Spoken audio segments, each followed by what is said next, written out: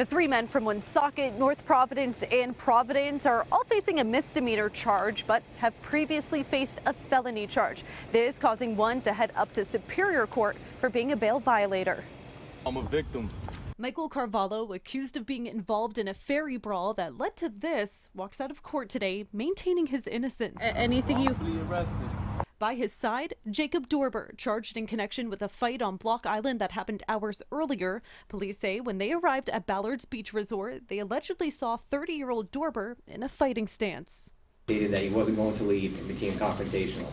Mr. Dorbor clenched his fist, tensed up, and continued to aggressively posture as if he was going to continue to fight. The incident happened during Ballard's Reggae Fest. The popular Block Island spot now has a meeting with the Board of Licensees to discuss the status of their inn, restaurant, liquor, and outdoor entertainment licenses.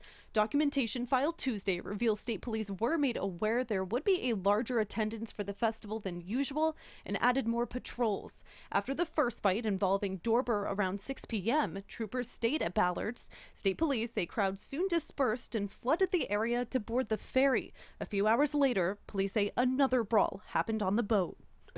Narragansett Police Department further advised that there was a victim of a laceration and there was a possible knife and firearm on the vessel. 2 people were sent to the hospital with minor injuries. 7 were arrested, including Carvalho and Michael Silva, both arraigned today. The incident causing chaos with no escape. Civilians on board were scared and that this violence endangered the safety of everyone on board and put children at risk. Another witness described the scene as violent and observed numerous parents running and carrying their children out of harm's way. And Silva tells me off camera he doesn't think police handled the investigation properly. Coming up new at 5, hear how the judge says state police handled the investigation. For now, in Wakefield, I'm Brittany Schaefer, 12 News. Silva, Michael Carvalho, and Jacob Dorbor are all facing disorderly conduct charges. Dorbor for his alleged involvement in a fight that happened at Ballard's Beach Resort, while Silva and Carvalho were arrested following a brawl on the Block Island Ferry. A brawl on Block Island leads Jacob Dorbor here today, entering a not guilty plea in court before a judge who didn't just come down on the defendant. This case could not have been handled any worse by the state police. 19 years hanging over your head. Is that correct, sir? Yes, sir. So you never saw a bail commissioner. You're here today. I'm going to be consistent with my position, is that this is a surety bail case all day long. The incident happened during a reggae fest around 6 p.m. Police allege when they arrived at Ballard's Beach Resort, Dorbor still wanted to fight. Stated that he wasn't going to leave and became confrontational. Mr. Dorbor clenched his fist, tensed up, and continued to aggressively posture as if he was going to continue to fight. Ballard's now has a meeting with the Board of Licensees. Documentation filed Tuesday with these photos shows how packed the resort was and how many people were attempting to board the ferry at the same time.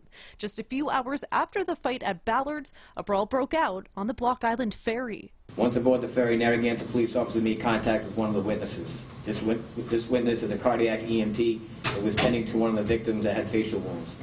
The witness, along with several other witnesses, assisted the Narragansett officers in identifying the individuals that were involved in a large-scale fight on the ferry. Another witness described the scene as violent and observed numerous parents running and carrying their children out of harm's way.